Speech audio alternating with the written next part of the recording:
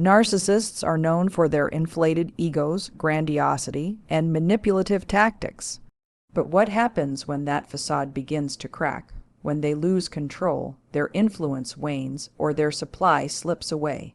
That's when their behavior shifts in telling and often disturbing ways. Today, we're uncovering 6 distinct behaviors that only a defeated narcissist displays. These are the red flags that scream, "The mask is slipping." You know, when a narcissist starts to lose their grip, when their influence fades or people stop feeding their ego. They don't just vanish into the background. No, they double down on anything that gives the illusion of relevance. And one of the sneakiest ways they do this is through name dropping. Not just the casual kind, this is strategic asterisk. It's an attempt to borrow status, to hijack someone else's credibility because theirs is running on fumes. You'll hear them say things like, "Oh, I used to work closely with so and so," or "I remember when I gave advice to that person before they blew up." It's always a subtle twist of reality. Maybe they had one conversation or were in the same room once, but now that encounter becomes a badge of honor. Why? Because they know they no longer hold the power on their own. Their name alone doesn't command attention anymore, so they lean on the names of others to feel important again. This is not confidence, it's camouflage. When someone has real self-worth, they don't need to recite their resume in every conversation. But a defeated narcissist, they're trying to plug the holes in a sinking ship, and name dropping is their duct tape. It gives them a fleeting sense of superiority, like they're still in the circle, still relevant, still somebody. But it's hollow, people sense it. You start to feel that the name they're mentioning has more weight in the story than they do. That's the giveaway, and you'll notice something else. When their status was intact, they didn't need to do this. They might have even downplayed certain connections to appear modest. But now, in their vulnerable state, they weaponize associations. It's a cry for recognition disguised as casual conversation. They're not just sharing, they're performing. They want you to be impressed enough to forget what they've lost. I remember watching someone do this at a gathering, repeating the same 3 names over and over like a broken record, hoping someone would react. And it hit me, they weren't proud, they were panicked, because deep down they knew, without those names, no one was really listening. In that silence, for a narcissist, it's unbearable. Now, let's talk about something that becomes painfully obvious once a narcissist feels that their influence is slipping. This habit of recycling stories for validation. And I don't just mean reminiscing or casually bringing up a memory like most people do. No, this is different. This is a full-blown strategy. A defeated narcissist clings to these stories like their life jackets because in their mind, if they can keep reminding you of who they were, maybe they can still be that person to you, even if they no longer are. You'll start to notice the same stories surface again and again. Same structure, same punchline, same dramatic pause for effect. They'll retell the time they won an award, closed a big deal, or were praised by someone important. At first, you might even find it impressive, but over time, it becomes clear. They're not sharing the story to connect. They're using it to survive, because here's the truth. When a narcissist is defeated, their identity is shattered. They don't know who they are without admiration, so they fall back on old glories, past victories, moments where they felt untouchable. And they'll play those tapes for anyone willing to listen. The problem is, the more they do it, the less authentic it feels. It's like they're stuck in a highlight reel while the rest of the world has moved on. What makes it even more unsettling is how they exaggerate over time. The story gets polished, dramatized because it has to compete with the fact that right now they have nothing new to show. The past becomes their currency because the present doesn't offer anything they can boast about. And if you challenge the story or show disinterest, watch how quickly they shut down or lash out, because it's not just a memory to them. It's proof they were once worthy. I've sat across from people who, years after their peak, are still telling the same tale like it just happened last month. Not because they're proud, but because they're terrified of what silence means now. When the story ends, so does the attention. And that emptiness, that's what they're really trying to avoid. One of the most unsettling things you'll notice when a narcissist starts to lose their grip is this strange mismatch between what they're feeling and how they're expressing it. You'll catch them smiling in moments that absolutely don't call for it, like during someone's pain, or when the room falls silent after something serious is said. It's not just awkward, it's off. It's like they've lost access to the normal emotional wiring that tells the rest of us, this is the time to show empathy, this is when you soften, but they can't. Or won't. That smile, that grin at the wrong moment. It's not about joy. It's not even about confidence. It's about control, or at least the illusion of it. When a narcissist feels exposed, they default to these inappropriate expressions as a way to cover up what's really going on inside. Because if they can look unbothered, maybe they can convince you, and themselves, that they're still in charge. It's performative calm, and once you see it, you can't unsee it. Sometimes the expression doesn't match the words at all. They'll talk about something tragic, maybe even something they caused, and their face will light up like they're recounting a joke. Or they'll smirk while criticizing someone as if it's entertainment. It's not just uncomfortable, it's deeply revealing. Because what it shows you is that they're disconnected, not just from others, but from themselves. A healthy person, even someone who's been through tough times, still knows how to respond emotionally in a way that feels grounded. But a defeated narcissist, their mask is cracked.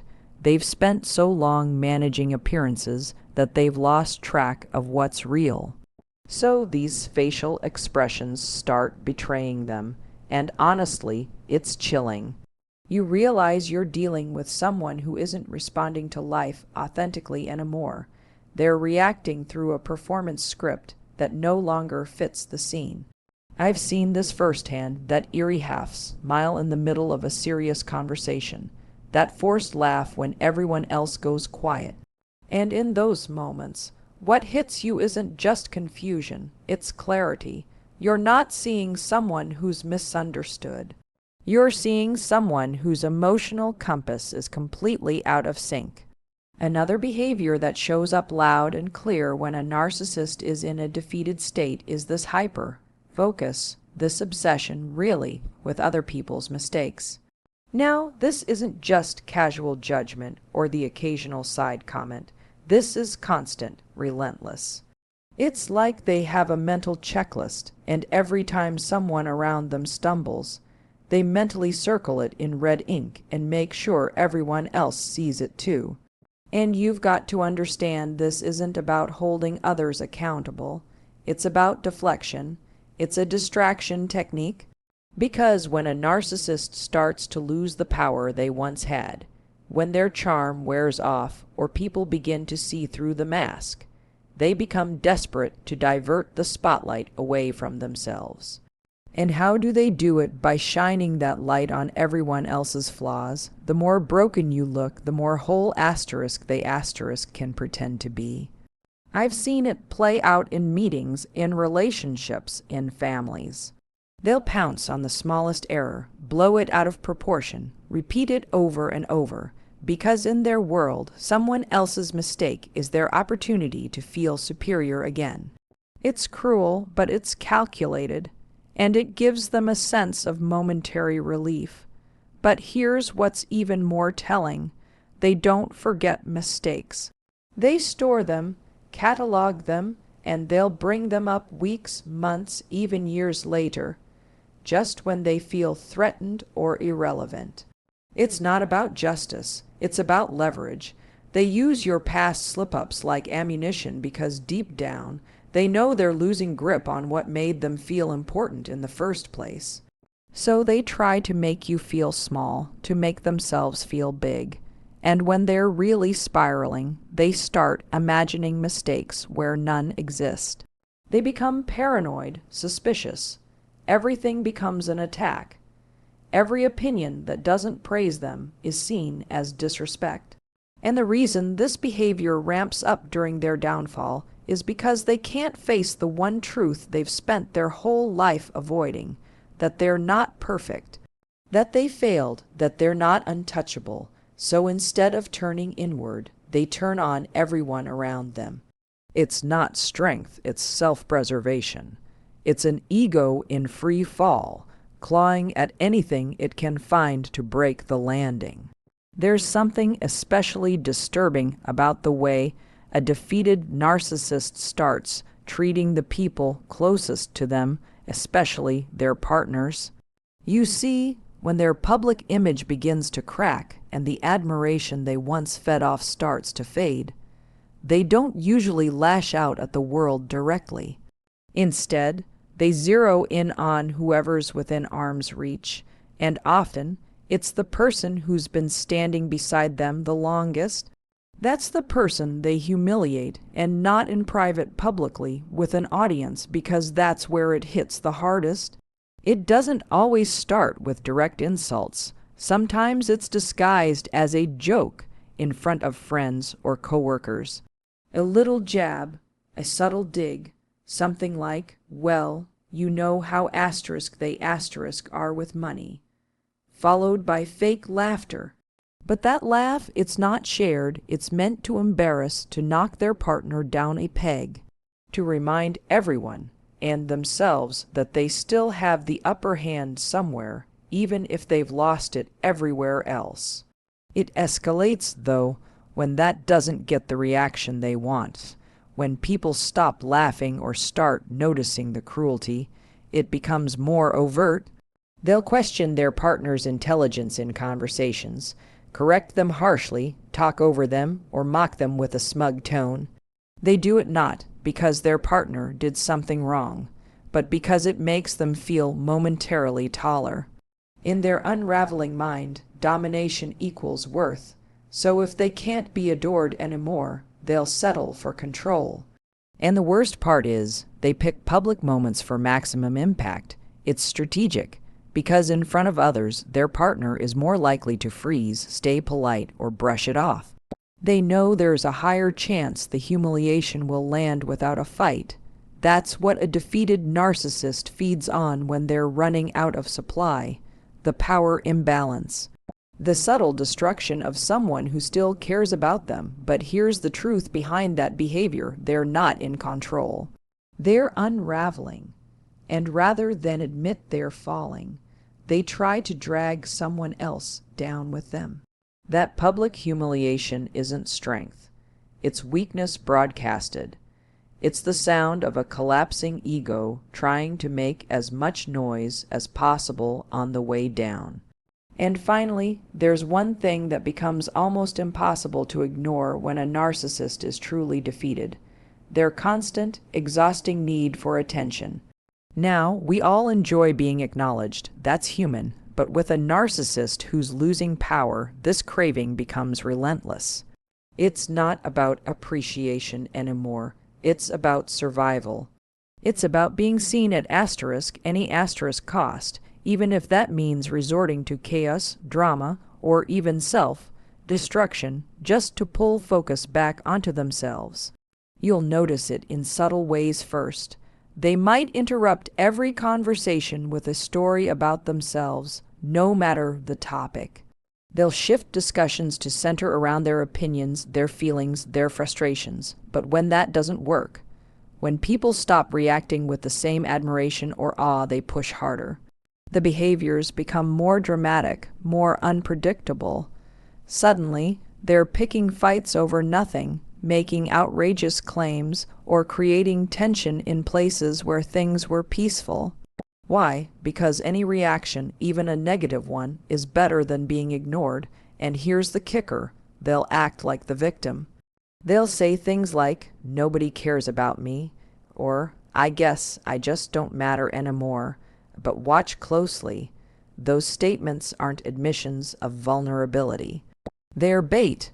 They're calculated cues meant to make you reassure them, comfort them, remind them that they still hold significance. It's emotional fishing, and when you bite, they win. They get that hit of relevance they've been starving for. The more they feel invisible, the louder they get. And it's not just verbal. Sometimes they'll suddenly post something provocative on social media, stir up a scandal, or dramatically announce a life change, just to generate buzz. It's not about growth, it's not about truth, it's about attention, period. I've seen people go from being the center of the room to completely unraveling when the room stops looking their way. And in that unraveling, you realize something. They don't know who they are without an audience. Silence isn't just uncomfortable for them. It's threatening. Because attention isn't a luxury to a defeated narcissist. It's oxygen. And when the room goes quiet, they'll do anything asterisk to make it loud again. A defeated narcissist isn't humbled. They're exposed. When their mask begins to crack, their behavior becomes more erratic, desperate, and revealing. Recognizing these 6 signs can help you spot a narcissist no longer in control and, more importantly, protect yourself from getting drawn back into their web. Awareness is your best defense. Stay observant, stay grounded, and never mistake their collapse for growth.